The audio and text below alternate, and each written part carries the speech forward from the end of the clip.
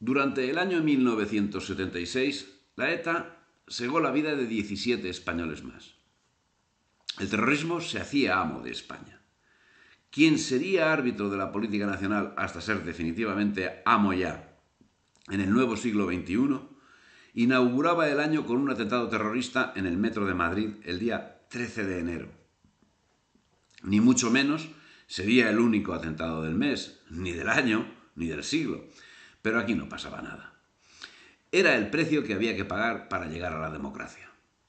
El 26 de marzo nacía la Plata Junta, Coordinación Democrática. El 6 de abril se fugaba de la cárcel de Segovia, de manera espectacular, un grupo de terroristas de ETA. El 4 de mayo salía el primer número del periódico El País. El 22 de mayo, el primer número de la revista pornográfica Interview. El 9 de octubre se fundaba Alianza Popular y el 17 de octubre Diario 16. No cabe duda. Estábamos en democracia. El aflore de los invertidos, que con tanto esplendor decoran el sistema democrático, tuvo sus raíces en el régimen anterior. Hoja del Lunes, de 15 de septiembre de 1975, se hacía eco de la representación de una comedia en Madrid donde se alababa ese horrible vicio. En estas fechas, en Barcelona, un payaso ordenado sacerdote, llamado Luis María Chirinacs, montaba el espectáculo ante la cárcel modelo pidiendo amnistía. Por su parte, algunos jóvenes le visitaban ocasionalmente y le lanzaban bolsas de basura. No era el único payaso que actuaba.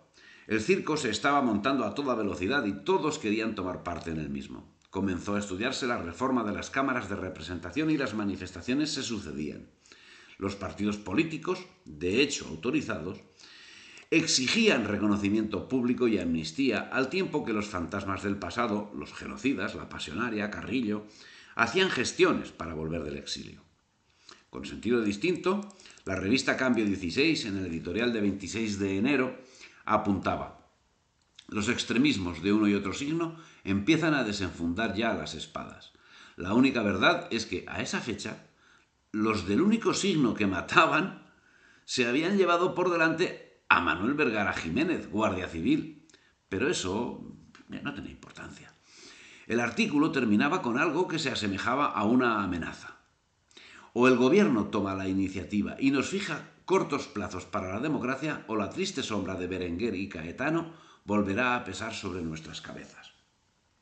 En la misma revista, en su página 11, un artículo sobre el último asesinato de ETA y el último secuestro trataba a ese grupo terrorista como la organización ETA Quinta Asamblea, lo cual venía a demostrar las tensiones entre los diversos grupos de ETA. Y no precisamente otra cosa.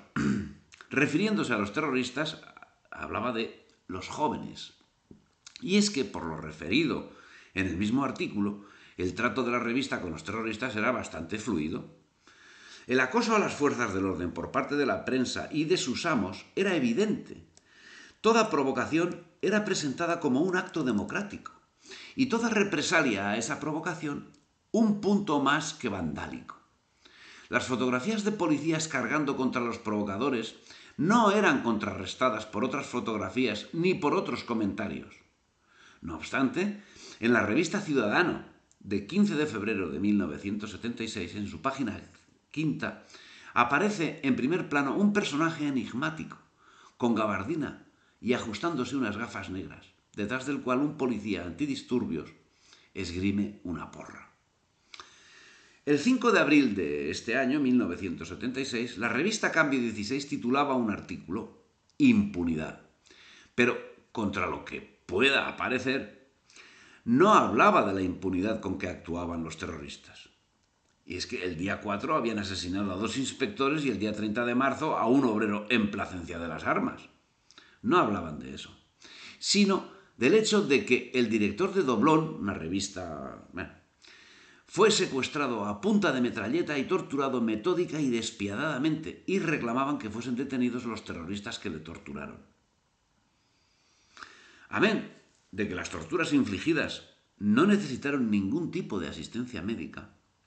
Parecía extraño que, contrariamente a lo que ocurría al referirse a los culpables de asesinato, a quienes se les denominaba jóvenes, en este caso, a quienes maltrataron al periodista democrático, se les denominaba claramente terroristas.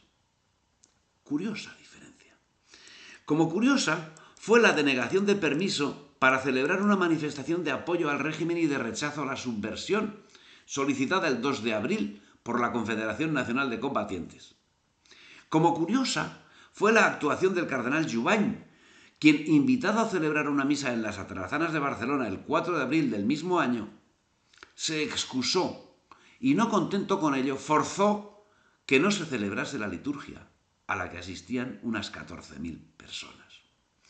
Curiosa actitud la de un arzobispo que acompañó a las fuerzas nacionales en la liberación de Barcelona en 1939 y que en 1960 afirmaba: todos los que recordamos aquellas fechas sabemos lo que había de cristiano y de católico en las banderas victoriosas desplegadas al viento de los ejércitos nacionales, y lo que había también de anticristianismo, de persecutorio, en la zona que entonces se derrumbaba estrepitosamente en el fracaso más rotundo de su derrota.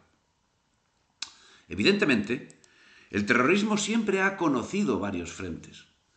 En el periodístico, el periódico órgano del sistema, El País, procuraba el constante entontecimiento de la población y, ante un atentado, otro más, cometido en esa ocasión contra el coche de Blas Piñar, no dudó en afirmar: ni contra los violentos queremos la violencia.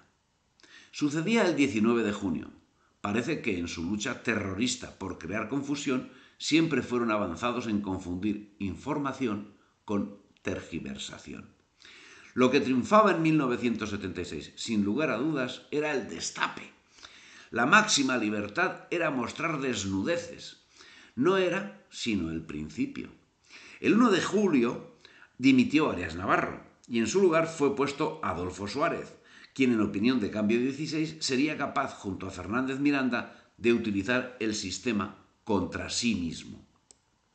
El 14 de septiembre se publicaba el decreto ley de amnistía que ponía en libertad a culpables de actos terroristas cometidos hasta el 31 de julio de ese mismo año.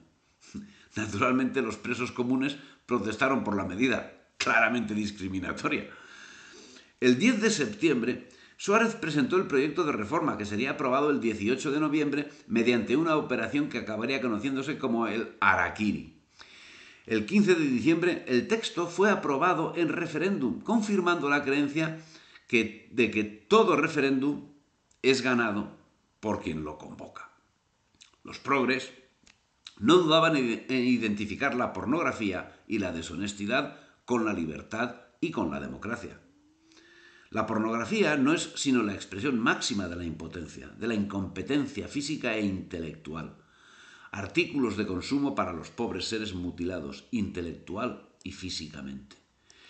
Con esas premisas era previsible que lo que comenzaron llamando erotismo se convertiría en la más sucia pornografía que, hábilmente utilizada por el sistema, sería arma letal contra la libertad del pueblo.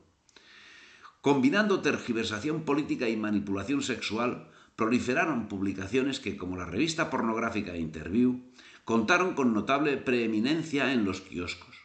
Luego llegaría a los cines, para terminar invadiendo todos los ámbitos, especialmente la televisión. Pornografía e información deportiva pasaron a ocupar el primer puesto de información ofrecido al pueblo español. Completaba la función la aparición del diario El País, sin lugar a dudas el órgano principal de dominación que el sistema ponía en circulación. El País tuvo unos inicios que estaban auspiciados nada menos que por José Ortega Espottorno. Pobre don José Ortega y Gasset, si se hubiese levantado de la tumba. Y nada menos que por don Julián Marías, quien, como su maestro hubiese hecho, abandonó ese barco pirata. No dijo lo de Ortega: no es esto, no es esto, porque no podía pisarle la frase, pero llegó a decir cosas más duras. El País pasó a ser el periódico manipulómetro de mayor difusión en España, hasta que, a Dios gracias, apareció Internet. Momento en el que los periódicos, todos manipulómetros, vieron cómo sus ventas caían en picado y se vieron obligados a editar una prensa gratuita para seguir garantizando el control social. Pero eso sería ya con el cambio de siglo. Mientras tanto, el 30 de diciembre era puesto en libertad Santiago Carrillo, que había sido detenido por la policía el día 22. En vez de juzgarlo por genocidio, acabaría situándose como padre de la Constitución democrática. Mientras, Adolfo Suárez tomaba contacto con los terroristas de ETA. Evidentemente, las cosas habían cambiado en España.